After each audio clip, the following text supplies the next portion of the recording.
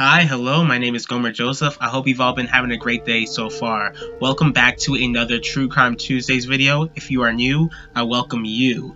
Today, I'll be discussing the unsolved murder of Daniel Pacheco. The plan was to do another case today, but I'll be covering that case next week. I actually found out about Daniel's case while I was on Instagram. Someone I follow on the app named Phillip Anderson, who goes by New World Patriot on Instagram, posted about the case. Not only did he post about Daniel's murder, but Phillip also explained how he was at the scene of the crime. Daniel's story is absolutely tragic. He was getting ready to graduate high school, like many other people are, around this time, since it's, May and next month is June, but his life was senselessly taken away from him. Here we go. Since Daniel Pacheco was 18 when he was murdered and that this occurred 2 years ago, I would assume that he was born around 1999. His mother's name is Maria Pacheco. Daniel lived in Mesquite, Texas, and like I mentioned before, he was a senior and attended North Mesquite High School. When Daniel was 8 years old, his father passed away. His father's death was unexpected, so when Daniel was able to work, he worked full-time to help his mother out.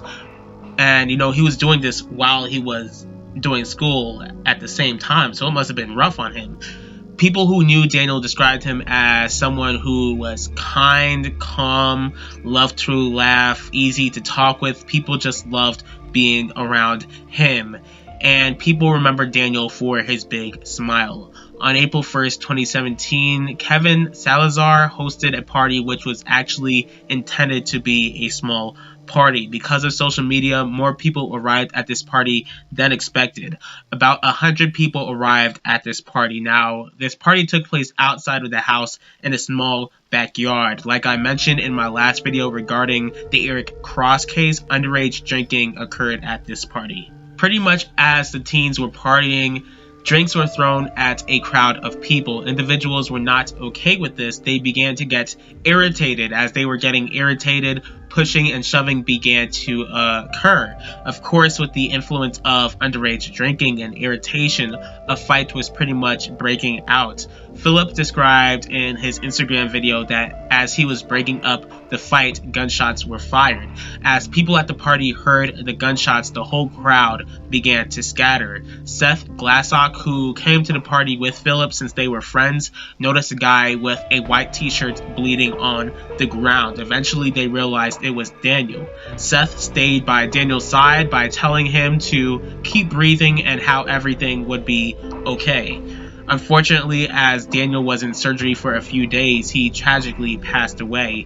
Obviously, Daniel's death devastated his mother, Maria. Daniel was her firstborn child and only son. When it comes to the homeowner, there were no charges against him since there was no evidence that he supplied the alcohol, and he was inside the house while the party was outside. As authorities began to investigate, they discovered a bullet shell casing which came from a 9mm at the crime scene. About 100 people were questioned to explain what happened the night Daniel was shot.